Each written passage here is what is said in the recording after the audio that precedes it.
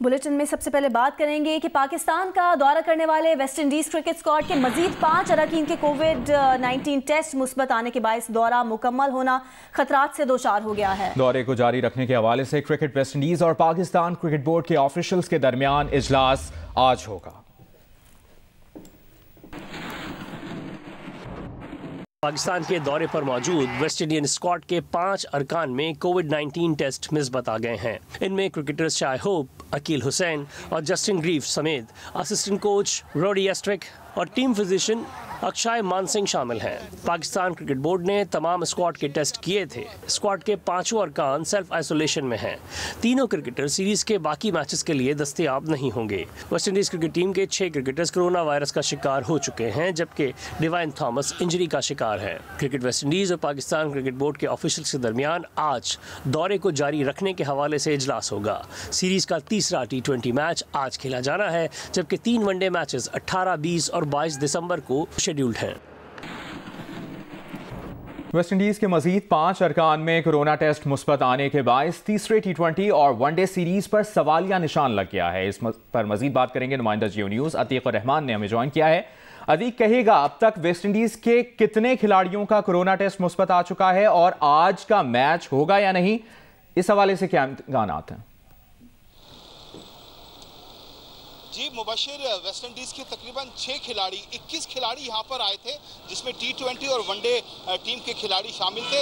लेकिन 6 खिलाड़ियों के कोविड टेस्ट जो हैं वो मुस्बत आने के बाद अब टीम में सिर्फ 14 खिलाड़ी जो है वो बाकी बचे हैं और आज आखिरी T20 खेला जाना है। और पाकिस्तान क्रिकेट बोर्ड और वेस्ट इंडीज बोर्ड जो है आपस में राब्ते में भी है इस हवाले से। और आज खिलाड़ियों के वेस्ट इंडीज के रैपिड टेस्ट लिए गए हैं, जिसका इंतजार किया जा रहा है कि उनकी रिपोर्ट जो है वो क्या आती है।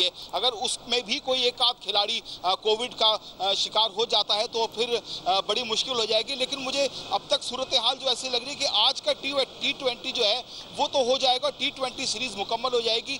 अलबत्ता जो वनडे सीरीज जो 18 से शुरू होनी है उस पर जो है खदशात मंडला रहे हैं और साए के बादल मंडला रहे हैं उस पर, तो वो सीरीज होती मुश्किल नजर आ रही है।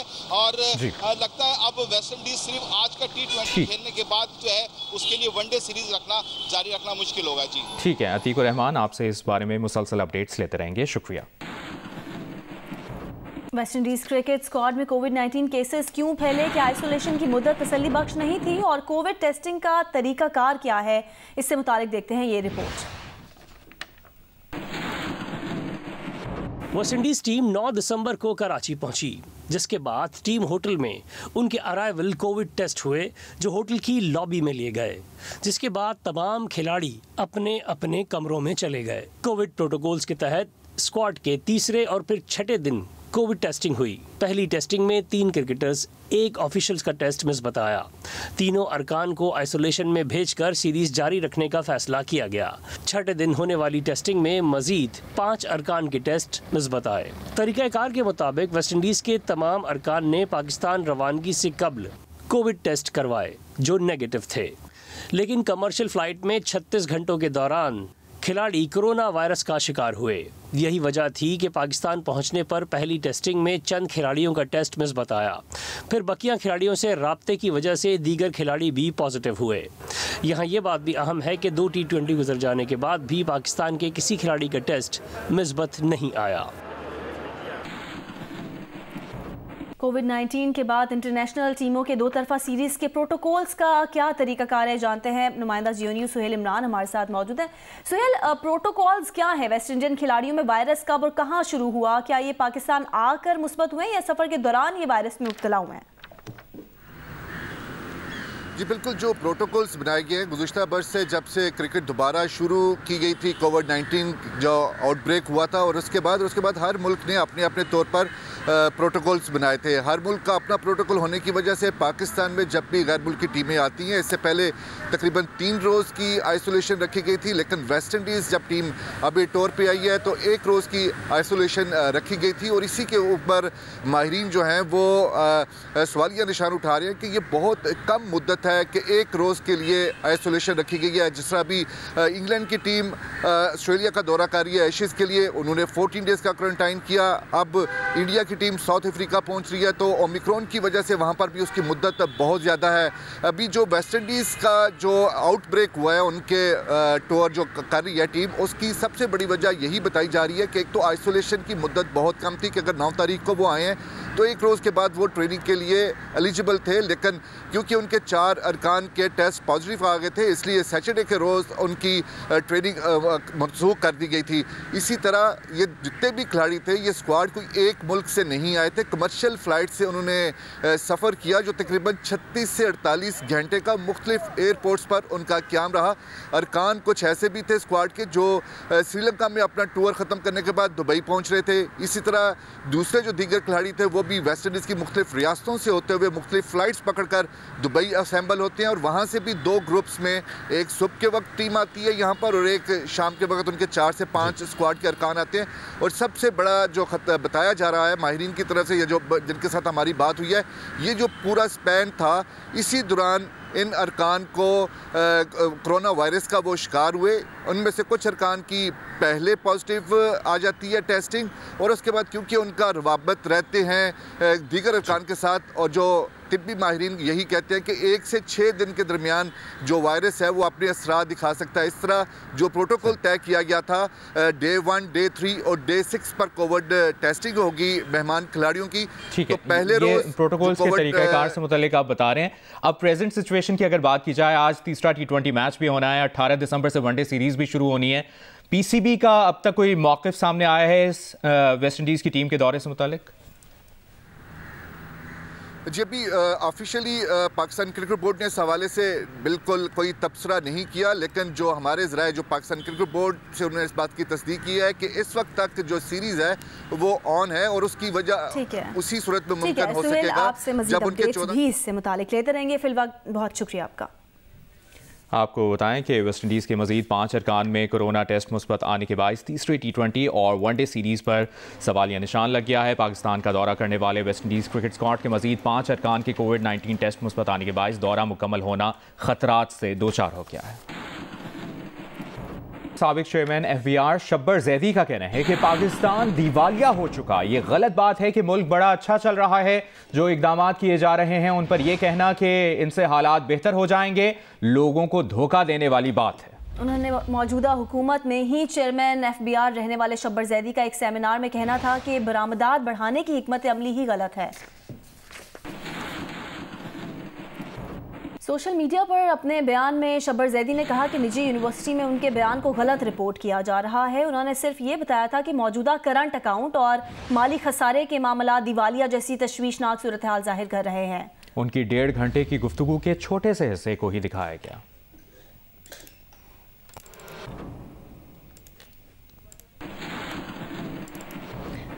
आगे बढ़ते हैं, आपको बताएं सुप्रीम कोर्ट में 16,000 बरतरफ सरकारी मुलाजमीन केस की समाअत जारी है। जस्टिस उमर अता बंदयाल की सरबराही में 5 रुकनी लार्जर बेंच समाअत कर रहा है। अटॉर्नी जनरल ने अदालत को बताया कि वो हुकूमत की जानिब से दी गई तजावीज़ में 2 वजाहतें पेश करना चाहते हैं। जिन मुलाजमीन को मिसकंडक्ट या गैर हाजिरी पर निकाला गया उन पर हुकूमती तजावीज़ का इतलाक नहीं होगा। तमाम मुलाजमीन के वकला हुकूमती तजावीज़ की हिमायत करते हैं तो उन पर अमल होगा। मुलाजमीन के वकला को हुकूमती तजावीज़ पर एतराज़ है तो हम तजावीज़ वापस ले लेंगे। अटॉर्नी जनरल खालिद जावेद खान ने मजीद कहा कि अदालत नजर सानी मंजूर नहीं करती तो तजावीज़ बरकरार हैं। अदालत से इस्तदा यही है कि नजर सानी दरख्वास्तें मंजूर करे।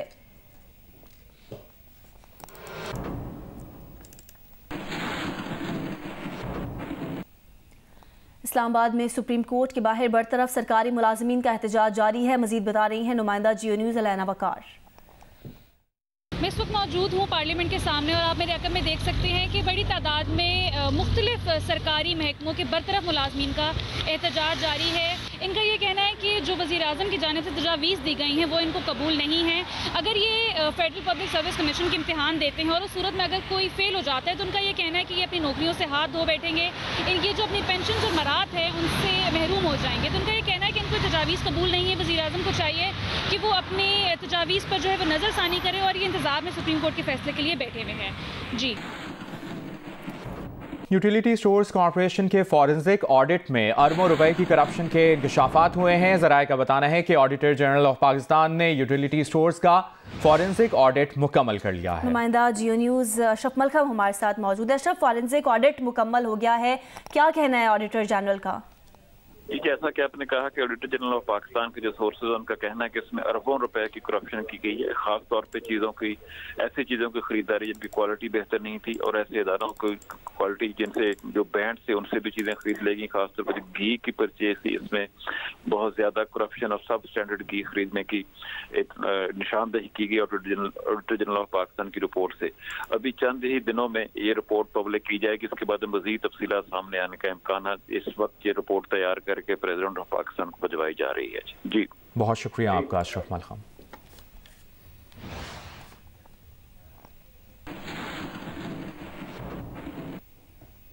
कराची समेत सिंध भर में टाइफाइड के केसेस में मुसलसल इजाफा हो रहा है। सूबे में रवा बरस 1,74,818 बच्चे टाइफाइड का शिकार हुए, 15 बच्चे चल बसे। मजीद जानते हैं नुमाइंदा जियो न्यूज़ खावर खान ने हमें ज्वाइन किया है। जी खावर, बताइए। जी बिल्कुल, कराची समेत सिंध भर में टाइफाइड के केसेस में मुसलसल इजाफा हो रहा है। रवां साल 1,74,818 बच्चे जो हैं सिंध के मुख्तलिफ अजला में मुतासर हुए, जबकि 15 बच्चे जो जिंदगी की बाजी हार चुके हैं। सबसे ज्यादा केसेज जिला नशर फिरोज में है, जहाँ पे 33,568 बच्चे मुतासर हुए, जबकि सबसे कम कराची का जिला जनूबी है, जहाँ पे 108 बच्चे जो है वो मुतासर हुए हैं। जबकि अगर बच्चों की हलाकतों की बात की जाए तो सबसे ज्यादा बच्चे 5 जो है वो मीरपुर खास में, इसके अलावा टंडा मोहम्मद खान में 4, जैकबाबाद में 2, घोटकी और शिकारपुर में एक बच्चा जो है वो मुतासर हुआ है। रवां साल कराची में 11,342 बच्चे जो है वो मुतासर हो चुके हैं। माहिरीन सेहत और पाकिस्तान पीडियाट्रिक एसोसिएशन का कहना है कि जो सिंध का EPI प्रोग्राम है उन पे उनको तहफ़्फ़ुज़ात हैं, क्योंकि बड़ी तादाद में जो बच्चे हैं उनको टाइफाइड की वैक्सीन नहीं लगी है, जिसके बायस से केसेस में इस बार फिर इजाफा हुआ। और कोविड की वजह से स्कूल बंद थे, लेकिन जैसे ही स्कूल खुले और बच्चे जो है वो अपनी एक्टिविटीज़ में लगे हैं, स्कूल जाना शुरू हुए, तो उसके बाद जो केसेस में बेतहाशा इजाफा देखने में आया है। और अब तक जो है इन 11 महीनों में 1,74,000 से ज्यादा बच्चे जो है वो सिंध भर में मुतासर हो चुके हैं। बच्चों को टाइफाइड वैक्सीन ना लगना बड़ी वजह बताई जा रही है। इसकी बहुत शुक्रिया खबर अपडेट करने के लिए। कराची के मुख्तलिफ इलाकों में गैस की किल्लत जारी है। मज़ाफ़ात में कम आमदन वाले तबके के कुछ अफराद दोबारा गोबर के उपलों पर खाना पकाने की जानिब मुतवज्जा हो रहे हैं। मुल्क के मुख्तलिफ इलाकों से गोबर की कीमतें बढ़ने की भी इत्तला है। अली इमरान सैयद मेमन घोट के एक कैटल फार्म में मौजूद हैं और सूरत हाल बता रहे हैं। जी, शहर के तूलो अर्ज में भले से पॉश एरियाज हों या मैं यहाँ मेमन गोट के इलाके में मौजूद हूँ, गैस शॉर्टेजेस जोर पकड़ गई हैं। जो ओपलों से खाना बनाने का सिलसिला था वो अब यहाँ पे शुरू हुआ है और लोग इसमें दिलचस्पी ले रहे हैं, जबकि जो ज़राई इलाके हैं कराची से करीब या इंटीरियर सिंध और पंजाब में, वहाँ गोबर के रेट भी बढ़े हैं, क्योंकि शदीद सर्दी के दौरान जो लकड़ी के रेट और LPG के रेट हाई हुए हैं, तो लोग फिर से पुराने की तरफ यानी गोबर से खाना बनाने का जो सिलसिला है ओपलों से, उसकी जानिब बढ़ रहे हैं। और कराची के जो दूर दराज इलाके हैं वहाँ पे भी कुछ अफराद इस तरह जानिब मुतवज्जा हुए हैं, क्योंकि लोग महंगी LPG या लकड़ी के ऊपर गुजारा कर रहे हैं। जी, मुल्तान में घरेलू और कमर्शियल सार्फिन को सुई नॉर्दर्न गैस पाइपलाइन लिमिटेड की जानिब से गुज़श्ता कई रोज़ से गैस दस्तयाब नहीं है। तफसील से आगाह कर रही हैं नुमाइंदा जियो न्यूज़ मैमुना सईद। जियो मुल्तान में गुज़श्ता चंद रोज़ से जो गैस बहरान है वो शिद्दत इख्तियार कर गया है और घरेलू सार्फिन को गैस बिल्कुल मुहैया नहीं की जा रही है। घरों में भी जो ख़वातीन हैं वो या तो LPG गैस के ऊपर खाना बना रही हैं या फिर लकड़ियों के ऊपर खाना बनाने पर मजबूर हैं। जबकि अगर बात की जाए कमर्शियल सार्फिन की तो उनका भी यही कहना है कि उन्हें भी गैस जो है वो मुकम्मल तौर पर फराहम नहीं की जा रही है। और मुल्तान में जो एक शेड्यूल जारी किया गया था कि सुबह, दोपहर और शाम के मुकर्ररा औकात में जो है वो सुई नॉर्दर्न गैस की जानिब से जो है वो गैस फराहम की जाएगी, लेकिन ऐसी सूरत हाल नहीं है। कभी कभार जो है मुल्तान में घरेलू सार्फिन को गैस अगर फराहम की जाती है तो उसका प्रेशर इतना कम है कि उसके ऊपर खाना बनना तो दूर की बात है, चाय बनाना भी मुश्किल हो जाता है। कोयटा में शदीद सर्द मौसम में गैस प्रेशर की कमी का मसला हल नहीं हो सका। तफसील बता रहे हैं कोयटा से शहाब उमर। क्वेटा शहर और नवाई इलाकों में शदीद सर्द मौसम की सूरत हाल बरकरार है। आज सुबह कम से कम दर्जा हरारत -7 डिग्री सेंटीग्रेड रिकॉर्ड किया गया है। ऐसे में शहर के बेशतर इलाकों में सुई गैस प्रेशर में कमी का मसला हम बरकरार है, जिससे सार्फिन को न सिर्फ खाना पकाने में मुश्किलात का सामना है, जबकि घरों को हरारत पहुँचाने के लिए कमरों में गैस हीटर्स तक नहीं जल रहे हैं। इस हवाले से शदीद सर्द मौसम में जो ज़िंदगी मामलात ज़िंदगी है वो शदीद मुतासर होकर रह गया। उन्होंने मुतालबा किया है कि जो गैस प्रेशर का मसला है वो फौरी हल किया जाए। जी, पंजाब के मुख्तलिफ इलाकों में शदीद धुंध ने हर चीज़ को धुंधला कर रख दिया है। भावलपुर में ट्रैफिक हादसे में 3 अफराद जाँ बहक और 1 शदीद जख्मी हो गया। मोटरवे पुलिस का कहना है कि दौरान सफ़र फोग लाइट्स का इस्तेमाल करें। उधर गिलगित बल्तिस्तान, कश्मीर, बालाई खैबर पख्तूनख्वा और शिमाली बलोचिस्तान के अजला में सर्दी की शिद्दत बढ़ती जा रही है। मुल्क के शुमाली इलाकों में रोज बरोज मौसम सर्द से सर्द होता जा रहा है, जबकि मैदानी इलाकों में धुंध का राज है, जिससे हद्दे निगाह कम और ट्रैफिक की रवानी मुतासिर है। भावलपुर में धुंध छा जाने से ट्रैफिक हादसे में 3 अफराद जाँ बहक और 1 शदीद जख्मी हो गया। फैसलाबाद और रहीम यार खान में शदीद धुंध के बाइस मोटरवे M4 और 5 पे ट्रैफिक की रवानी मुतासिर है। इधर महकमा मौसमियात का कहना है कि आइंदा 24 घंटों में मुल्क के बेशतर इलाकों में मौसम खुश्क, जबकि गिलगित बल्तिस्तान, कश्मीर, खैबर पख्तूनख्वा और शुमाली बलूचिस्तान में शदीद सर्द रहेगा। सुप्रीम कोर्ट में 16,000 मुलाजिमीन की बरतरफी से मुतालिक केस की समाअत हुई है। अदालत ने केस का फैसला महफूज कर लिया है। मजीद जानते हैं, नुमाइंदा जियो न्यूज़ मरियम नवाज ने हमें ज्वाइन किया है। मरियम, फैसला कल सुबह 11 बजे सुनाया जाएगा? जी बिल्कुल, सुप्रीम कोर्ट ने बरतरफ मुलाजमीन की बहाली के केस का फैसला महफूज कर लिया है। 5 रुकनी larger bench justice Umar Ata Bandial की सरबराही में केस की समाअत कर रहा था। केस की अब तक 10 समाअतें हो चुकी हैं और सुप्रीम कोर्ट ने अभी अटॉर्नी जनरल के दलाइल सुनने के बाद केस का फैसला महफूज किया है। जस्टिस उमर अता बंदयाल ने दौरान समाअत रिमार्क्स दिए कि यकीनी बनाएंगे आईनी इदारों में कोई गैर आईनी तरीके से दाखिल ना हो। अटॉर्नी जनरल साहब, हम आपकी जानिब से एक्ट पर ठोस दलाइल दिए जाने के ख्वाहिशमंद हैं। जस्टिस उमर अता बंदयाल ने कहा कि हम यकीनी बनाएंगे कि सरकारी इदारों में कोई भी चोर रास्ते से दाखिल ना हो सके। उन्होंने कहा कि हमने आयन और कानून के तहत जो है वो केस का फैसला करना है। अदालत जो है वो कानून के रास्ते से ही फैसला कर सकती है। उसके बाद अटॉर्नी जनरल को एक्ट के मुतालिक जो सैक्ड एम्प्लॉयज एक्ट है 2010 का, उसके मुतालिक दलाइल देने का एक और मौका दिया गया। अटॉर्नी जनरल के दलाइल के बाद अदालत ने केस का फैसला महफूज किया है। सुप्रीम कोर्ट ने फैसला महफूज कर लिया है। कल सुबह 11 बजे फैसला सुनाया जाएगा। दूसरी जानिब सुप्रीम कोर्ट के बाहर बरतरफ सरकारी मुलाजमीन का एहतजाज भी जारी है। आपसे मुसलसल अपडेट्स लेते रहेंगे। मरियम नवाज, शुक्रिया।